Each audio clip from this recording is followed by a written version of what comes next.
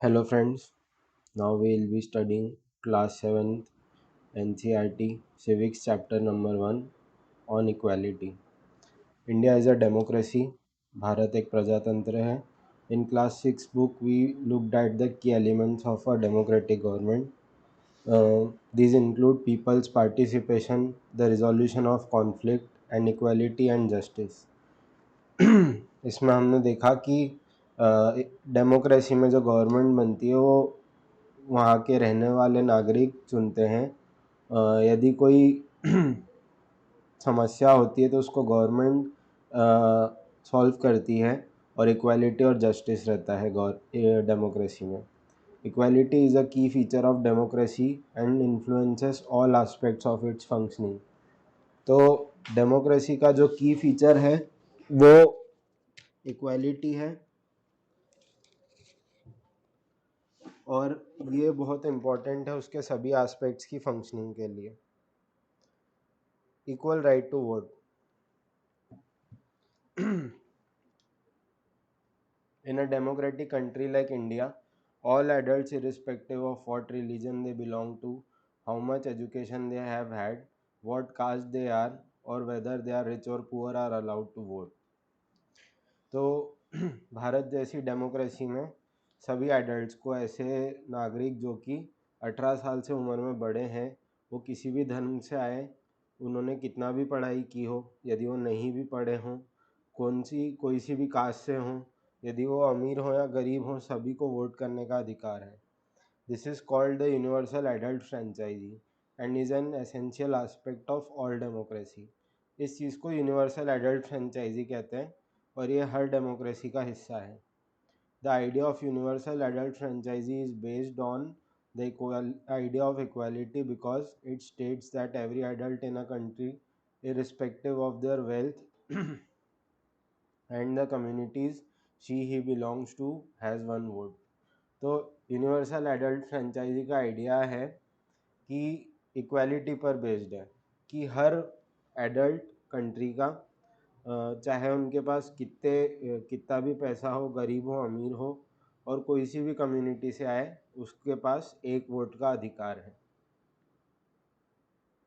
Other forms of equality. One of the more common forms of inequality in India is the caste system. India में inequality का एक form है caste system. If you live in rural India, your caste identity is something that you probably learned or experienced very young. यदि आप भारत के किसी गांव से आते हैं तो आपने वहाँ पे कास्ट सिस्टम को काफ़ी ज़्यादा महसूस किया होगा. If you live in urban India, some of you might think that people no longer believe in caste. जबकि आप यदि शहरों में देखें तो शहरों में कास्ट सिस्टम इतना ज़्यादा नहीं चलता है. Dalit is a term that the so called lower caste use to address themselves. तो कास्ट के आधार पर जो ऊंची जाति थी, कास्ट मतलब जाति, जो ऊंची जाति थी और वो ज़्यादा प्रिविलेज थी और नीची जाति जो थी वो कम प्रिविलेज थी. तो जो नीची जाति वाले लोग थे वो स्वयं को दलित बोलते थे. Dalit means broken and by using this word lower caste are pointing to how they were and continue to be seriously discriminated against. तो दलित का मतलब होता है ब्रोकन या टूटा हुआ. तो इस शब्द का इस्तेमाल करके लोअर कास्ट ये बोलना चाहते थे कि उनके साथ पुराने ज़माने में और आज भी उनके खिलाफ भेदभाव होता है. There are stories of discrimination on the basis of caste and religion in day to day life, but this should not happen. ऐसी कई कहानियाँ हैं जिसमें जात के नाम पे या धर्म के नाम पे लोगों के साथ भेदभाव किए जाते हैं, पर ऐसा नहीं होना चाहिए. Recognizing dignity. The caste we are born into, the religion we practice, the class background we come from, whether we are male or female, these are often the things that determine why some people are treated unequally. तो लोगों के साथ भेदभाव क्यों होता है?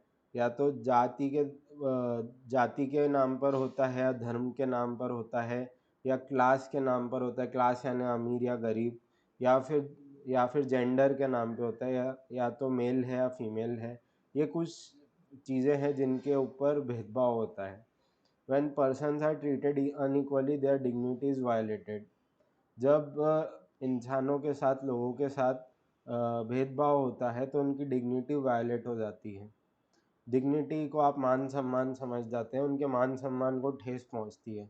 The dignity of those treated unequally is violated because of the way others treat them. तो जब किसी के साथ भेदभाव होता है तो उस व्यक्ति का मान सम्मान को ठेस पहुंचती है। Everyone deserves the same respect and dignity as anyone else. तो डेमोक्रेसी में हर व्यक्ति को बराबर सम्मान मिलना चाहिए और बराबर मान मिलना चाहिए जितना किसी और को मिलता है। Equality in Indian democracy. भारतीय डेमोक्रेसी में equality. The Indian constitution recognises every person as equal. तो भारत के संविधान की दृष्टि से देखा जाए तो सभी व्यक्ति समान हैं। This means that every individual in the country including male and female persons from all caste, religions, tribes, educational and economic backgrounds are recognised as equal. इसका मतलब यह है कि हर व्यक्ति भारत का, भले वो पुरुष हो या स्त्री हो, किसी भी धर्म, जाति, ट्राइब से, या उन्होंने कितना भी पढ़ रखा हो, क्या पढ़ रखा हो, उनकी हैसियत कैसी भी हो, सबको बराबर दृष्टि से देखा जाना चाहिए। This is not to say inequality ceases to exist, it doesn't. तो ऐसा नहीं कह सकते कि आज के ज़माने में इनइक्वालिटी नहीं है, वो बिल्कुल है। But at least in democratic India the principle of equality of all persons is recognised. पर कम से कम भारत के संविधान में समानता का जो प्रिंसिपल है, सभी के लिए समान प्रिंसिपल है, वो पहचाना गया है। While earlier no law existed to protect people from discrimination and ill treatment, now there are several that work to see that people are treated with dignity and as equals.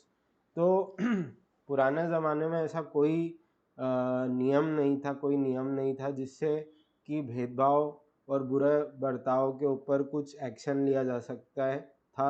लेकिन आज के जो हमारे नियम हैं उसमें ऐसा प्रावधान है कि सभी को बराबर मान सम्मान मिले और सभी को बराबरी का दर्जा मिले। This recognition of equality include some of the following provisions in the constitution. First, that every person is equal before law. तो इक्वालिटी या समानता के प्रोविज़न जो हमारे कॉन्स्टिट्यूशन में है उसमें सबसे पहला ये है कि सभी व्यक्ति कानून की नज़र में बराबर हैं। What this means is that every person from president of the country to a domestic worker has to obey the same laws. तो इसका मतलब ये है कि हमारे देश के राष्ट्रपति से लगाकर गरीब से गरीब व्यक्ति, कमज़ोर से कमज़ोर व्यक्ति के लिए नियम बराबर हैं।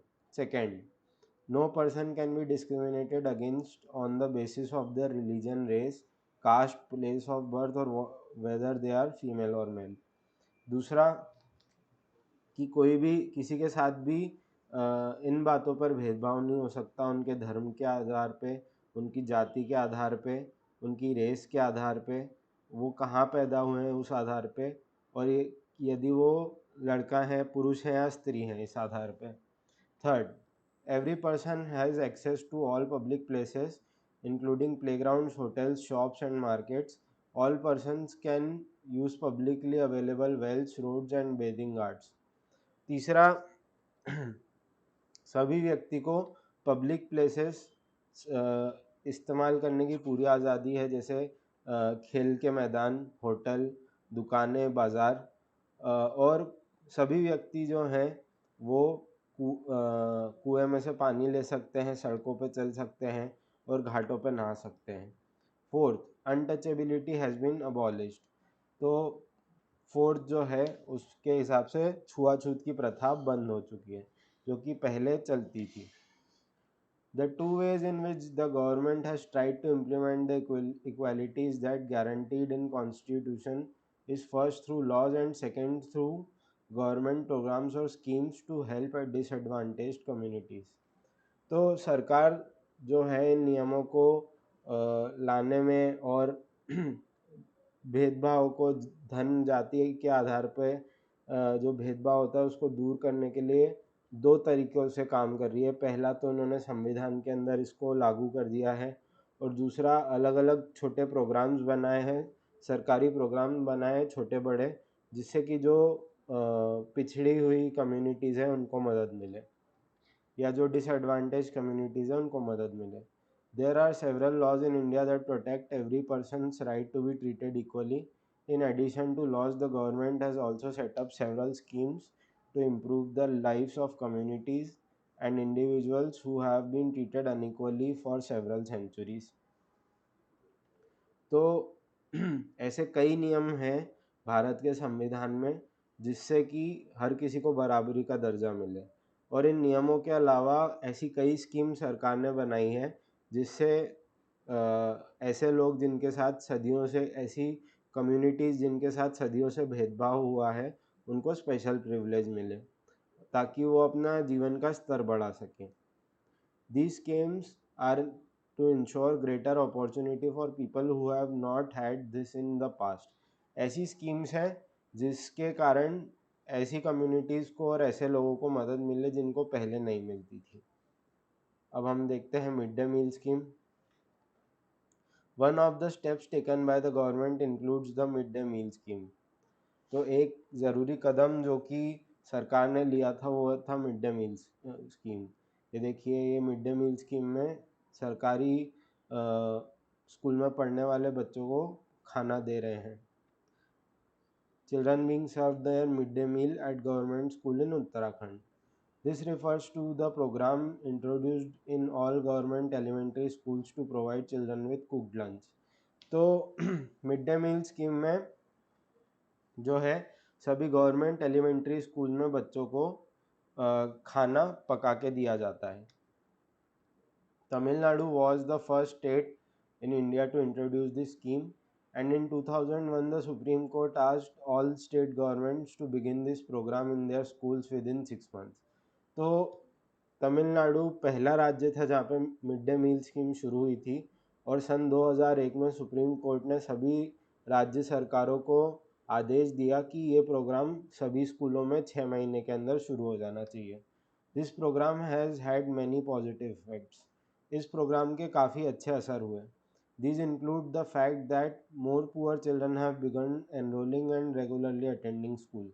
तो मिड डे मील स्कीम के कारण जो है सबसे अच्छा असर ये हुआ कि काफ़ी सारे गरीब बच्चे स्कूल आने लग गए और रेगुलर क्लासेस अटेंड करने लग गए।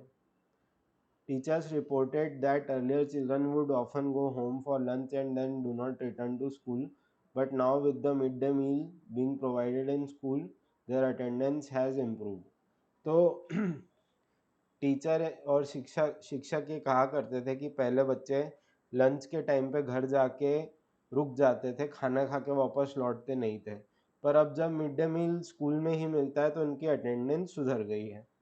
Their mothers who earlier had to interrupt their work to feed their children at home during the day now no longer need to do so.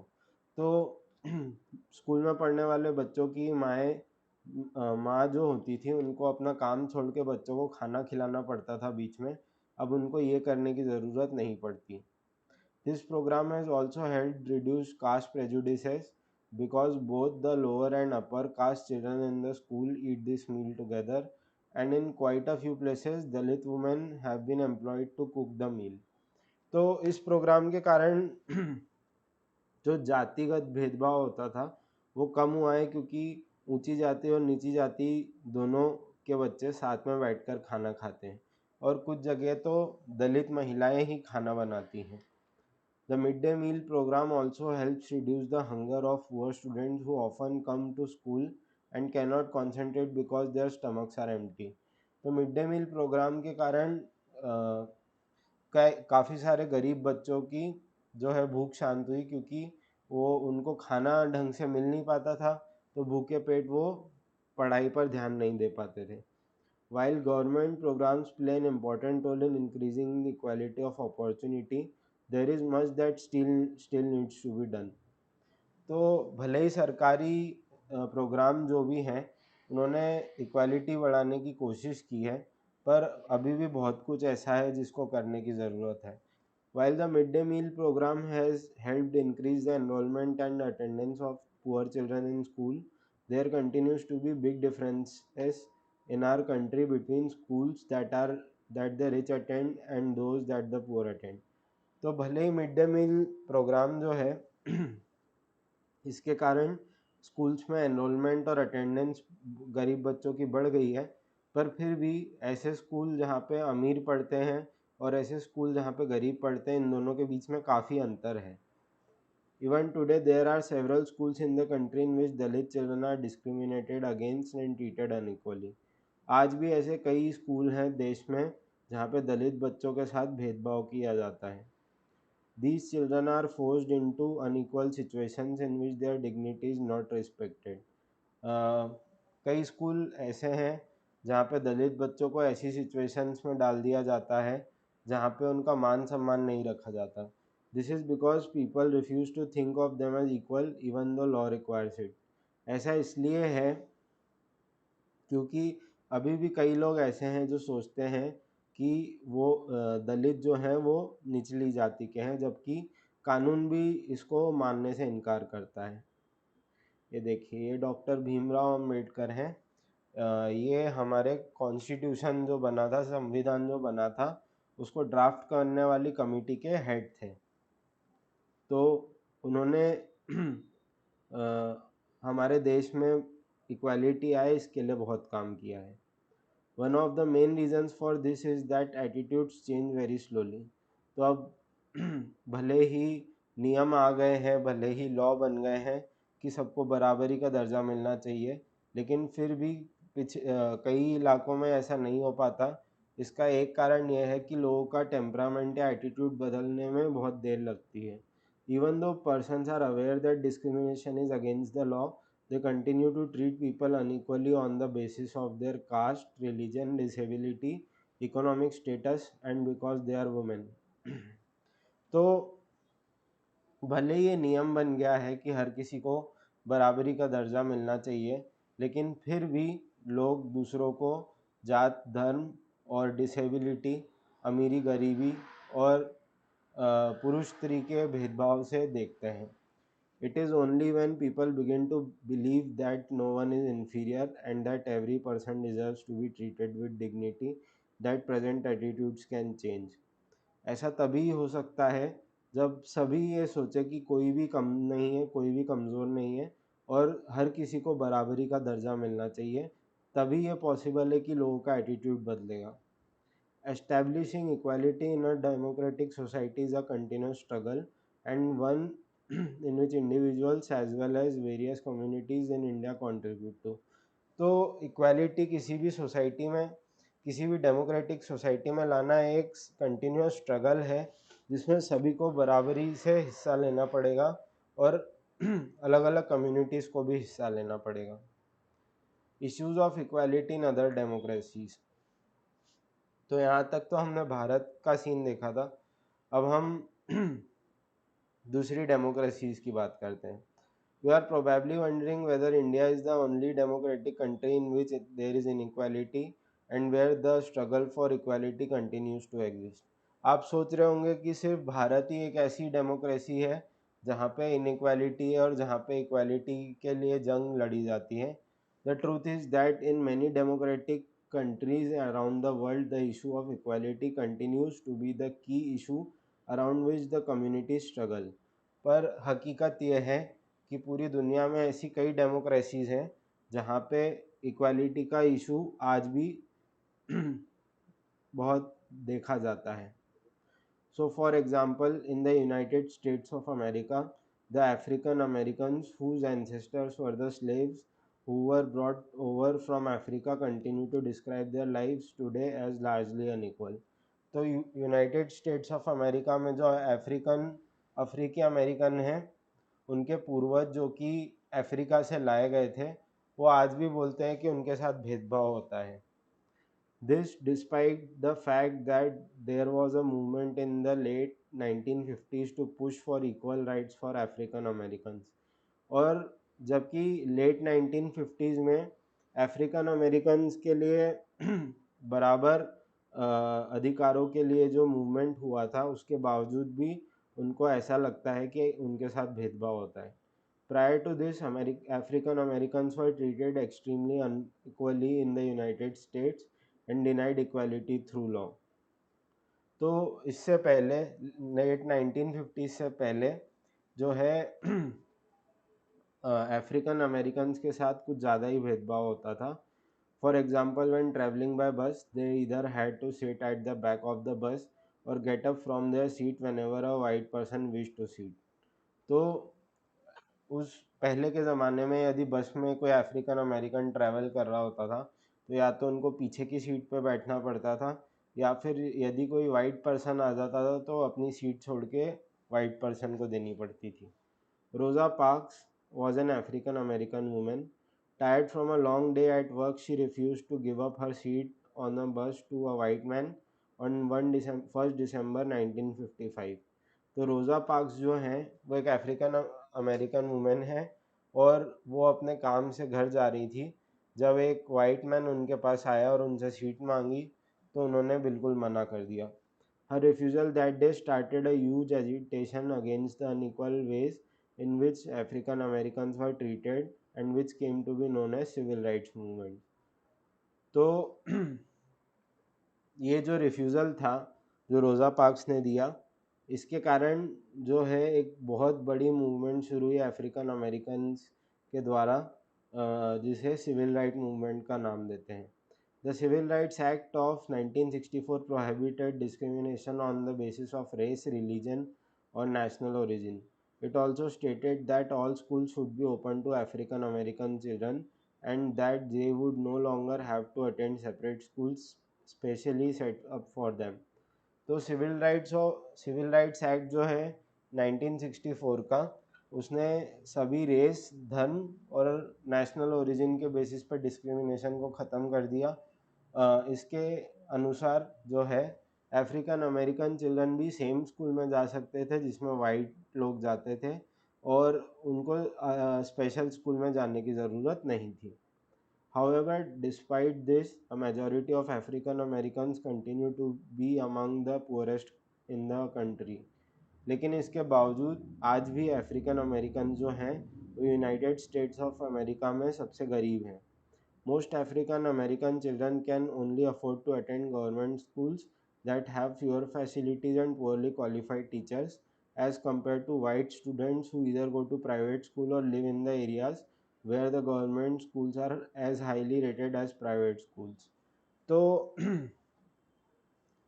आज भी यूएसए में अफ्रीकन अमेरिकन चिल्ड्रन जो है वो अधिकतर गवर्नमेंट स्कूल में ही जा पाते हैं जहाँ पे फैसिलिटीज़ बहुत कम है और टीचर्स इतने क्वालिफाइड नहीं हैं, जबकि जो वाइट स्टूडेंट्स हैं वो या तो प्राइवेट स्कूल में जाते हैं या ऐसे गवर्नमेंट स्कूल में जाते हैं जो कि प्राइवेट स्कूल के बराबर रेटेड हैं.